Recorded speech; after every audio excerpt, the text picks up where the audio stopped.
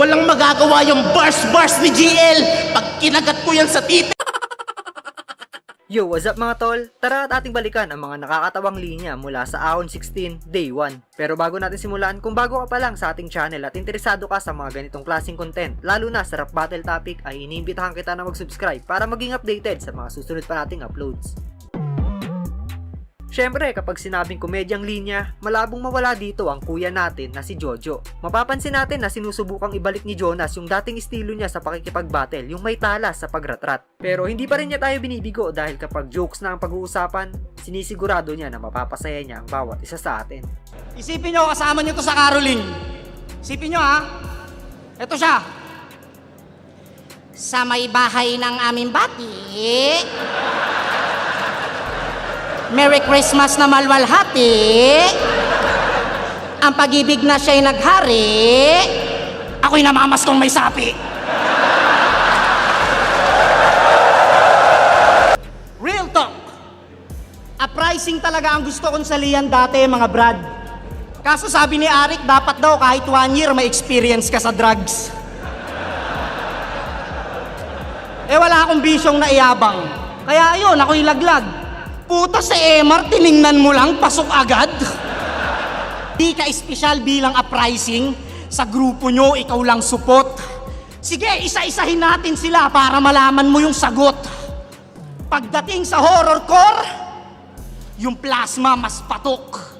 Mas nakakatakot palalo yun pag natuto siyang kumantot. Pansin nyo ba mga tol? Halos bungo na lang si Ulol. Ganto itsura ni Ghost Rider pag hulugan yung motor. Ikaw naman, Bisayan Terde. Puta, pabalik-balik ka na dito ah. Hindi ka na napagod. Hanggat di ka kumakain ng pagpag, hoy, di ka pa Tagalog. Nagmamalaki lagi yung Mindanao. Kesyo magandang tanawin, malinis, totoo naman. Saludo.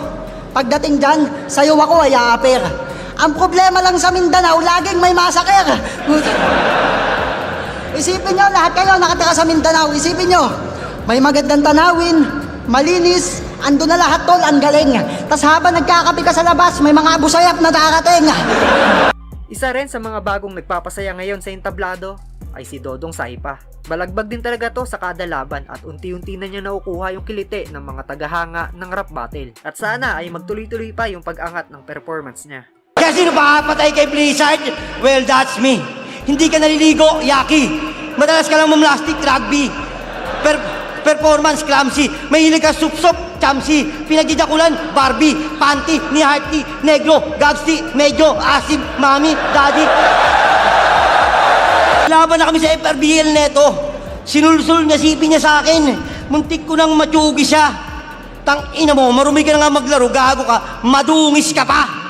Kaya ko mamisikal sa battle, pero bilang respeto, di na para gawin pa. Pero gusto mo, testingin natin mamaya eh. Ano? Sa round 3. Boss, nirequest ko yung tipong may banatang M&M. Ano to, boss? Binatang FLM? Yung mga gunner mo ba, pinalayo mo ng 50 meters? Tang-ina kasing mukha yan. Ang lapad ng ilong ay sus. Sa lapad ng ilong mo, kamukha mo logo ng Chicago Bulls. Magaling ka lang sa facial expression. Ako sa lahat ng aspeto, mapamulti, train of thoughts, wordplay metaphor.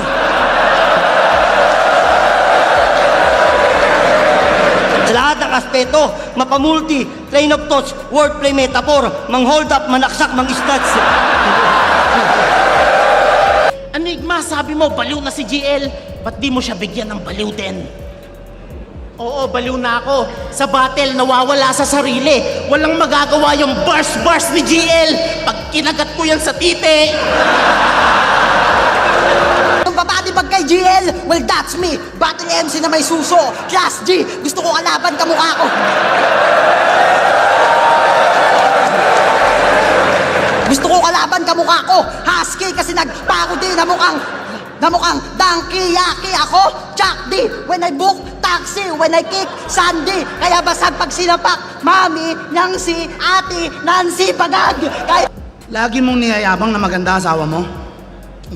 Masasabi ko, oo nga, nice chick. Nakuha mo yung matamis niya na oo sa mga mabubulaklak mo na ice pick. Binantaan mo yung buhay eh. Sasagutin ka talaga. Mautak ang putang ina ka, kahit di ka sagutin, masusundot mo siya. Di ba?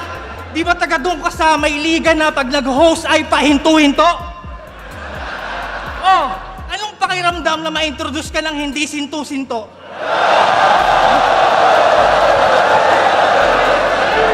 Technical na linya at wordplay, yan ang madalas gamitin na sandata ni 3D kapag bumabattle. Pero may ibubuga rin to kapag naglapag na ng mga creative na jokes. Kumbaga, pinapatunayan niya na isa siya sa mga flexible na battle MC ngayon sa liga. Rapper ka ba talaga? Ba't parang putyo-putyo lang? Maitim, tas tigyawatin, putya, chukumucho yarn? Hoy! Taong nail cutter!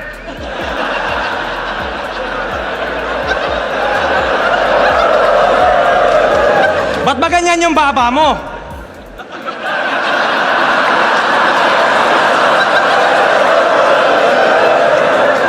Naka ng puta, tol! Mukha kang masayang okra! Di ba nagdududa ka sa asawa mo? Kasi anak mo di mo kamukha. At hindi kayo nag-match. Nung pina-DNA, 99%, si Castillo yung last touch. Dati nagsisimba to. Kaso hindi na. Kasi na-trauma tong praning. Paano pag nagsisermon si father, sa kanya lagi nakatingin? Ang bait daw ng misis mo, pero ang sabi, ang dami mo daw dinadaling babae. Kung naging porn star ka pare, ikaw si Salome Salbahe. Ang sama mo, slack, may balik yan. Bilang karma, sana magkasakit ka at sa mundo lumisan. At sa burol mo, pupunta ako kaibigan. Sabay tuto, huring ko sa tiyan. Unang bisitang magsabi ng mabait yan. Kung may mga bata na na spoiled, eto yung kabaliktaran. Ilang beses ka na nga daw nililigaw, putang ina mo, nakakabalik ka lang. Butcher yan? Ano, pustiso na lang laman ng bulsa mo. Nakakaawa ka, hindot. Pag walang pustiso, yung mukha niya nagiging kumot. Kasi natitik... Ito'y sniper sa kalapate, sa bubungan, kada tutungtong sa pool. Puki ng ina mo, kamukha mo si Tungtungtong Sahur. Alam nyo trip ni Emar pag nakasabu ng matindi? Manonood ng porn, tas magjajakul siya, nakabigti. Basa mo sa pangalan ni J Black, JBL ako, bobo eh. Ako, basa ko sa pangalan mo, isloko na eh. Parehas lang kayong Jejimon. Pangalan, hirap i-spell. Nakulong pala to sa hindi nakakaalam. Alam nyo anong ginawa? Nang scam. Putang ina, malalaka. Yung ibang gangster, ang kaso, drugs, assault, murder, ikaw istapa. Wow, that's gangster. Ading ko, masama yan ading ko. Ang kulit-kulit mo, uumpog ulo mo. At ayan nga ang mga nakakatawang linya mula sa Aon 16 Day 1. Siguro ay gagawan pa natin to ng part 2 kaya abang-abang lang mga tol. Pero kayo ba, kaninong MC kayo nalulupitan kapag komedyang linya na ang binibitaw? Gusto ko malaman ang inyong opinion kaya i-comment nyo na yun sa ibaba at babasahin nating lahat yan.